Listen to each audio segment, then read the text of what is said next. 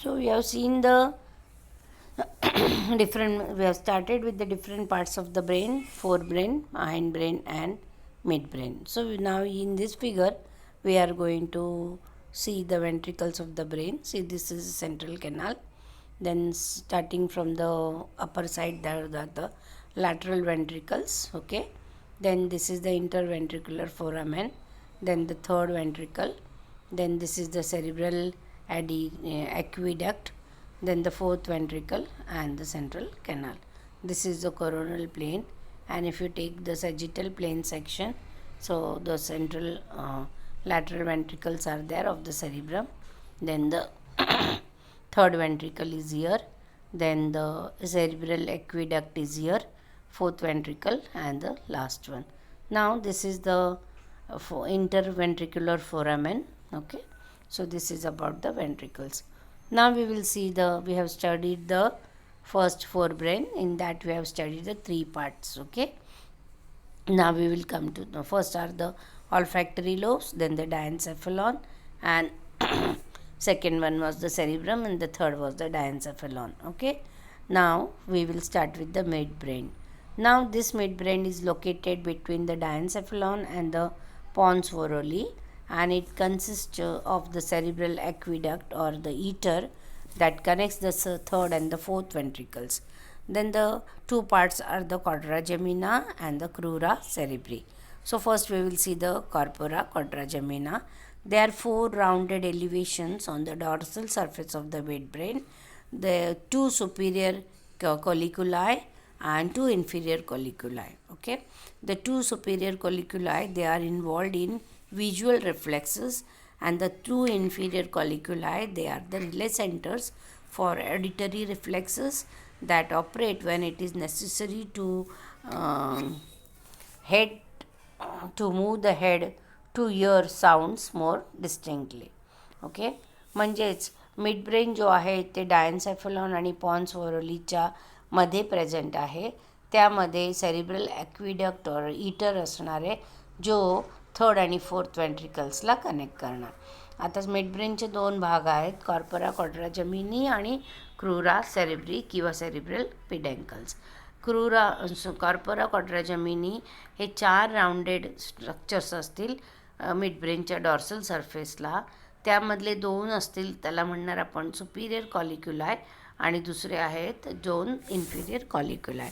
2 जे सुपिरियर कॉलिक्युलाय आहेत ते व्हिज्युअल रेफ्लेक्सेसला इन्वॉल्ड असतात, आणि जे 2 इन्फिरियर कॉलिक्युलाय आहेत ते रिले सेंटर्स आहेत ऑडिटरी रिफ्लेक्सेसला. जेव्हा आपण आपलं एखादा आवाज आला आणि आपलं आपण जेव्हा मान वळून जेव्हा तो साऊंड मोर डिस्टिंक्टली आपण हिअर करण्यासाठी मान वळवतो, त्यासाठी ह्या ज्या 2 इन्फिरियर कॉलिक्युलाय काम करणार आहेत. Okay, midbrain also contains on its inferior surface 2 thick fibrous tracts which are called as the cerebral peduncles or the crura cerebri. These tracts are of ascending and descending nerve fibers from the RAS, and they connect the cerebrum and the midbrain. Okay, then near the center of the midbrain is a mass of gray matter which is scattered within the white matter, and it is called as the red nucleus. Okay, this plays an important role in controlling the posture and the muscle tone, and it is modifying some motor activities and motor coordination. जो midbrain आहे त्यांच्या inferior सरफेसला 2 thick फायब्रसचे tracks असतील, ज्याला आपण cerebral peduncles किंवा क्रुरा सेरिब्री म्हणतो. हे जे ट्रॅक्स आहेत ते असेंडिंग अँड डिसेंडिंग नर्व फायबर्सचे आहेत, RASचे.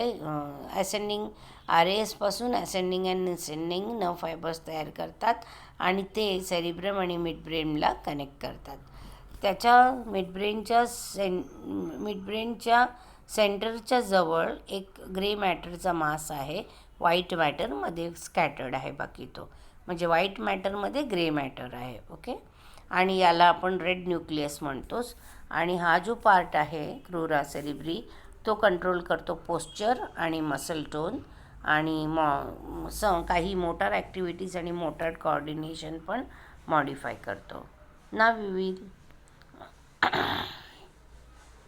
सी वर्निकिस एरिया आणि ब्रोकोस एरिया आपण हे मगाशी शिकलो होतो. हे सेरिब्रल हेमिस्फिअरमध्ये प्रेझेंट आहेत.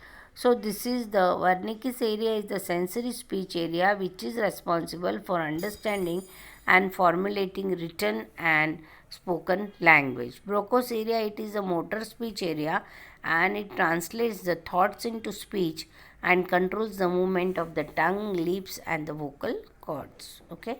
Now the posterior region of the brain is the hindbrain. So we have completed the two parts, that is the forebrain and the midbrain. Now we will start with the hindbrain. Okay. Now the posterior region of the brain, it is called as the hindbrain. It consists of pons varolii, cerebellum and oblonga, medulla oblongata. म्हणजेच जे ब्रेनचा तिसरा भाग आहे posterior साईडला त्याला हाइंडब्रेन म्हणतो. त्यामध्ये 3 भाग आहेत, पॉन्स वोरोली, सेरिबलम आणि medulla oblongata. Pons varolii appears as a rounded bulge on the underside of the brainstem, and the brainstem consists of the midbrain, pons and medulla, and it continues into the spinal cord. And also it contains a cross band of nerve fibers which connects the cerebrum, cerebellar lobes and the medulla oblongata and the spinal cord. This also contains many nuclei. The cerebellum, it is the second largest part of the brain and consists of 2 lateral hemisphere and a central vermis, and it is composed of white matter with a thin layer of grey matter, that is the cortex. The white matter intermixes with the grey matter and it shows a tree-like pattern which is called as arbor vitae. म्हणजेच जो posterior भाग आहे ब्रेनचा त्याला आपण हाइंडब्रेन म्हणतो, ज्यामध्ये Pond's varolii, cerebellum आणि medulla ऑब्लॉंगेटा येणार. पॉन्स वोरोली हा राउंडेड बल्ज दिसतो ब्रेनस्टेमच्या खालच्या साईडला. ब्रेनस्टेममध्ये काय काय आहे तर मिडब्रेन येतं, पॉन्स येतो, मेडुला येतं आणि खाली तो ब्रेनस्टेममध्ये स्पायनल कॉर्ड पण येतो. आणि हा यामध्ये एक क्रॉस बँड नर्व फायबर्सचा बँड असतो जो सेरिब्रम, सेरिबेलर लोब्सला, मेडुला ऑब्लॉंगेटा आणि स्पायनल कॉर्डला कनेक्ट करतो. त्यामध्ये खूप सारे न्यूक्लियाय पण असतात. सेरिबलम हा थर्ड जो पार्ट आहे सेकंड जो पार्ट आहे, ओके, त्यामध्ये सेकंड लार्जेस्ट पार्ट आहे तो ब्रेनचा आणि त्यामध्ये 2 लॅटरल हेमिस्फिअर असतात आणि मध्ये एक वर्मिस म्हणून एक सेंटर असतो. आता हा जो सेरिबलम आहे त्याच्यामध्ये white matter with a thin layer of grey matter असतो, ज्याला कॉर्टेक्स म्हणतो. म्हणजे व्हाईट मॅटर आणि ग्रे मॅटर एकमेकांबरोबर इंटरमिक्स होतं आणि त्यामध्ये एक ट्री लाईक पॅटर्न आहे ज्याला काय म्हणतो arbor Vite. Now you have to explain and write the answer for this. Cerebellum is the well developed part in the human beings. The surface of the cerebellum shows convolutions, that is the gyri and sulci, and a number of nuclei which lie deep within each lateral or cerebellar hemisphere. Over 300 million neurons lie in the cortex of this part, and 3 pairs of myelinated nerve bundles called the cerebellar peduncles. They connect the cerebellum to the other parts of the central nervous system. This center is an important center for maintaining equilibrium of the body, posture, then balancing orientation, moderation of voluntary movements, maintenance of muscle tone. Now this is the regulatory center for neuromuscular activities and it controls the rapid activities like walking, running, speaking, etc. All the activities of the cerebellum are involuntary. It may also involve learning in the early stages. Okay. म्हणजे जो surface आहे सेरिबलमचा त्याच्यामध्ये कॉन्व्होल्युशन्स आहेत, म्हणजे गायरी आणि सलकाय आहेत. त्याचबरोबर त्याच्यामध्ये खूप जास्त प्रमाणात न्यूक्लिया आहेत जे लॅटरल आणि सेरिबेलर हेमिस्फिअरमध्ये आतमध्ये आहेत. जवळजवळ 30 मिलियन न्यूरॉन्स आहेत त्याच्या कॉर्टेक्समध्ये आणि 3 जोड्या मायलिनेटेड नर्व बंडल्सच्या, ज्याला सेरिबेलर पेडंकल्स म्हणतो, ते कनेक्ट करतात सेरिबलमला दुसऱ्या पार्ट सेंट्रल नर्वस सिस्टमच्या बरोबर. आता हा जो सेरिबलम आहे तो इम्पॉर्टंट सेंटर आहे जो मेंटेन करतो इक्विलिब्रियम बॉडीची, posture, balancing orientation voluntary movements moderate करतो, मसल टोनचं मेंटेनन्स करतो. आता हा रेग्युलेटरी सेंटर आहे न्यूरोमस्क्युलर ॲक्टिव्हिटीजसाठी आणि काही ॲक्टिव्हिटीज कंट्रोल करतो, जसं वॉकिंग, रनिंग आणि speaking. All the activities of the cerebellum are involuntary, जरी त्याच्यामध्ये लर्निंग असेल अर्ली स्टेजमध्ये. आता मी तुम्हाला सांगितलं होतं की सेरिबेलम जो आहे तो काय करतो, इक्विलिब्रियम बॉडीचं मेंटेन करतो. मग एखादा क्वेश्चन असा विचारला जाऊ शकतो, एखाद्या दारुड्या माणसाला एक लाईन बनवून दिली आणि तिथे त्याला चालायला सांगितलं, तर ही cannot walk straight on that line, so which part of the brain is affected? So कुठलं? सेरिबेलम. ओके. त्याच्यानंतर आपण बघूया मेड्युला ऑब्लांगेटा. हा पोस्टिरियर कॉनिकल पार्ट आहे ब्रेनचा आणि तो कंटिन्यू होतो पुढे स्पायनल कॉर्ड म्हणून. त्याच्या आतमध्ये इनर पार्ट आहे ज्याला ग्रे मॅटर म्हणतो आणि बाहेरचा जो मॅटर आहे त्याला आपण व्हाईट मॅटर म्हणतो. तो इनव्हॉलंटरी व्हायटल फंक्शन्स जसं हार्टबीट, रेस्पिरेशन, वॉसोमोटर ॲक्टिव्हिटीज आणि पेरिस्टाल्सिस कंट्रोल करतो. It also controls the non reflex activities like coughing, sneezing, swallowing, vomiting, yawning etcetera. जी मेड्युलाची कॅव्हिटी आहे तिला आपण फोर्थ वेंट्रिकल म्हणतो किंवा मेटासिल म्हणतो. त्याच्या रूफला पोस्टिरियर कोराइड प्लेक्सस असतं जो CSF सेरिब्रोस्पायनल फ्लुइड सिक्रेट करतं. पोस्टिरियर कोराइड प्लेक्ससला पण 3 ओपनिंग असतात.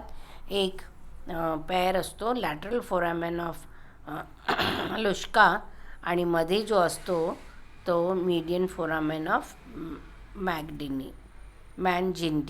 Okay, so medulla oblongata is the posterior conical part of the brain and it will continue as the spinal cord afterwards. It has inner gray matter and outer white matter. It controls the involuntary vital function like the heartbeat, respiration, vasomotor activities and peristalsis. It also controls the non-vital reflex actions like coughing, sneezing, swallowing, vomiting, yawning, etc. The cavity of the medulla, it is called as a fourth ventricle or the metasil. The roof has the posterior choroid plexus for secretion of CSF, and the posterior choroid plexus also has 3 openings, a pair of lateral foramen of Luschka and a median foramen of Magendie. Now you have to find the role of the foramina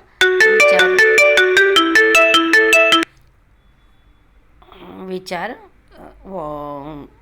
mentioned above, and then you have to write the answer for what is ataraxia.